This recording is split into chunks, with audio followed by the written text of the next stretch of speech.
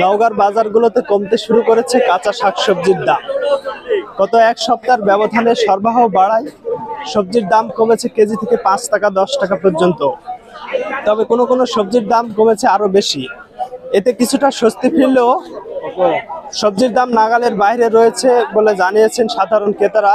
আমি এই মুহূর্তে অবস্থান করছি নওগাঁর যে পাইকারি বাজার রয়েছে সেখানে বিক্রেতাদের সাথে কথা বলে যেটি জানিয়েছি যে বাজারের সবজির সরবরাহ বাড়ায় এক সপ্তাহ ব্যবধানে বেশিরভাগ সবজির দাম কমেছে।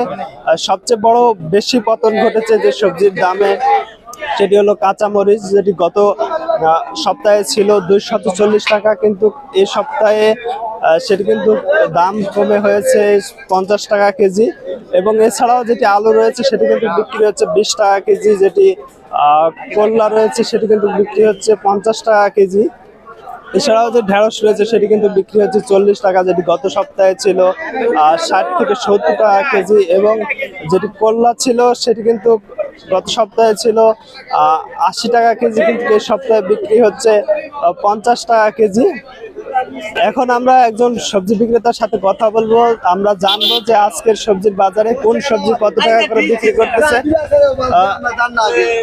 আজকের সবজির বাজার কোনটা কত একটু জানাবেন? দেখেন, পটল এখানে হচ্ছে 35 টাকা 40 টাকা, বেগুন লুলা বেগুন 60 টাকা 70 টাকা, লরি বেগুন হচ্ছে 60 টাকা, কাঁকরুল 40 টাকা, মূলা 30 টাকা, কাঁচামরিচ হচ্ছে 50 টাকা কেজি। গত সপ্তাহের ব্যবধানে যে দাম কমেছে এটার কারণ কি?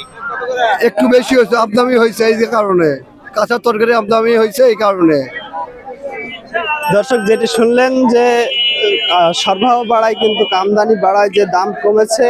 কিন্তু পাইকারি বাজারে যদিও দাম কমেছে, আমরা ক্রেতাদের সাথে কথা বলেছি, তারা যেটি জানিয়েছে যে পাইকারি বাজারে দাম কমলেও কিন্তু যে খুচরা বাজার রয়েছে সেটিতে কিন্তু দাম এখনো কমেনি জানিয়েছেন। তারা বলেছেন যে পাইকারি খুচরা বাজারে যদি দাম কমে তাহলে তারা কিছুটা স্বস্তিতে ফিরবে বলে জানিয়েছে। এই ছিল নওগাঁ থেকে।